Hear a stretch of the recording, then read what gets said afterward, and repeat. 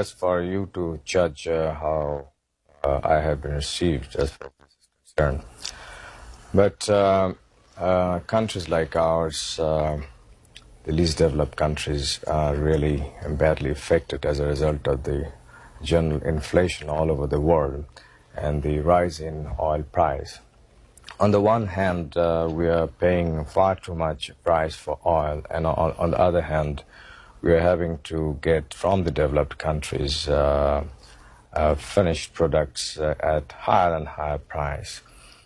So on the one hand, we are having to pay a much higher bill for oil, and on the other hand, we are having to pay much higher bill for imported products. This has put us off very badly. So we have to find out ways and means by which we can balance up this maladjustment. And it is with this objective that I suggested that the OPEC countries should think of supplying oil at that price level to the least developed countries. Yeah, thank you very much. This is again very important for us, this commodity price agreements, because we find that for our raw products, countries like us are mainly exporting raw material. And for this, unfortunately, we are getting lesser price or not attractive price. So this has decreased our exports in real value. So if an agreement like this is reached through negotiations and understanding, it is going to help countries like ours reasonably well and keep our export balanced, and we can see beforehand and know how much we can earn from our exports. This will help us in planning our production in the country and our export over a period of substantial time. Well, as I said this morning, it's not an easy thing, but we got to keep moving with the negotiations and find out new formulas which could be acceptable to all the parties, and especially formulas which will in real time benefit countries like ours. Yeah, I would like to say one thing, and that is that some of the countries like ours have a lot of untapped resources, unexplored resources, unutilized resources, natural resources. For our country, we can say, such as the gas, natural gas, good prospect for oil, limestone, coal, which have remained unexplored or fully developed. So this way we would be able to foresee our exports and plan our economy. Answer to your first question is that there's nothing like that. This is a thing which have been, I understand, mentioned by others earlier. And we felt that it is better to say it here. And I don't think this has any prospect of, we had no talks with anybody else. And if anybody said, it must have said on really many countries, both in the East and the West. The object, one should have understood that we were colonized for a long period, as a result of which we remain undeveloped, whereas we have tremendous resources. Firstly, the land is so fertile, and in agriculture, our return is so low. As I said a few minutes ago, we have several others very valuable natural resources which have remained undeveloped, unexplored. For this, we got to talk to people who have the money, who have the technical know-how. Apart from this, being a new country, I had decided to visit as many countries as possible. And I think these visits have really helped us a lot to project Bangladesh in other countries and discuss with those countries' leaders as to how economic cooperation could be built up. And as a result of these visits, our assistance from abroad has increased over the last 2-3 years, and the economy in our country are gradually picking up. That a few months ago, Bangladesh proposed a forum on the basis of South Asian countries. And this has been well received by the various countries of South Asia region. And the object is that through this forum, we could do many things which will benefit the region as a whole. And under that forum, trade, commerce, and other bilateral relations, regional matters could be discussed, as in case of other regional forums. Let me tell you that up to 1950, our country then, East Pakistan, was self-sufficient in food. And thereafter, till recently, the agriculture sector, not much was done. As a result, with the growth of the population, the requirement of the food went up, but the food production remained low. Now, we have rationing system in our country which is coming over since a long period.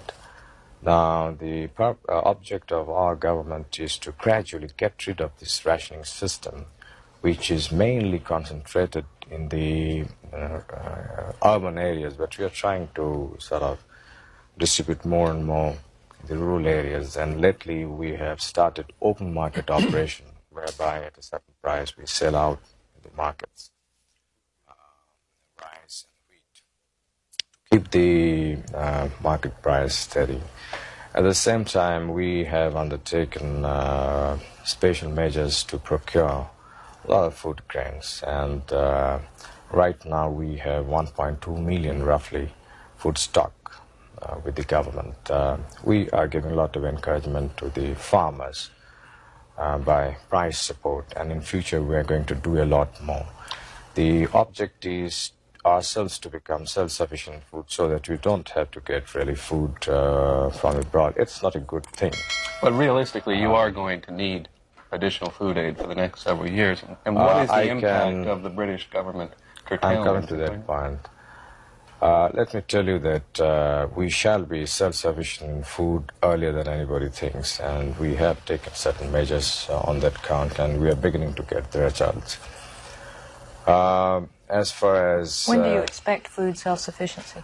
I think in the next 2-3 years' time, or maybe a little more, maybe a little less, because we have launched a sort of special program on this count, and we have got very good results, and the next 1 year will give very solid indication about it. Our object is not to become self-sufficient alone, but we are going for doubling food production in the next 5-6 years' time from now. For this, we are mobilizing the people to take to voluntary works for re-excavating the silted-up canals and rivers with a view to doing irrigation, bringing more and more land under irrigation. And in the last winter, we did massive work on this count, and through voluntary means we brought more than 600,000 acres of land under irrigation, virtually at no cost. And next winter, which is our dry season, we are going to undertake 3 times more than this work. That means we will try about 1.5 million acres to be brought additional under irrigation by unconventional method. So this is a great effort that is coming up in our country. And I hope this question will not arise very much in the near future. Reduced the food aid as compared to before because of certain other reasons also. But I hope that the food aid by other countries will not be affected as a result of this. This is the time where we need support because we are trying to pick up and stand on our feet. And this is the time that our friendly countries got to come forward and give us a helping hand in a big way. Well, the Islamic solidarity is building up, and I hope in the near future we shall be able to overcome these problems through various measures, and I strongly feel that the Islamic solidarity is going to become stronger and stronger in future. But does the present situation in those two specific countries right now concern you deeply? It does concern, but I don't think Islamic solidarity as such is affected as a result of these two. Our position on Afghanistan is quite clear, and we feel that the foreign troops from Afghanistan should be withdrawn, and the people of Afghanistan should be left on their own to choose their system, political, economic, and government system.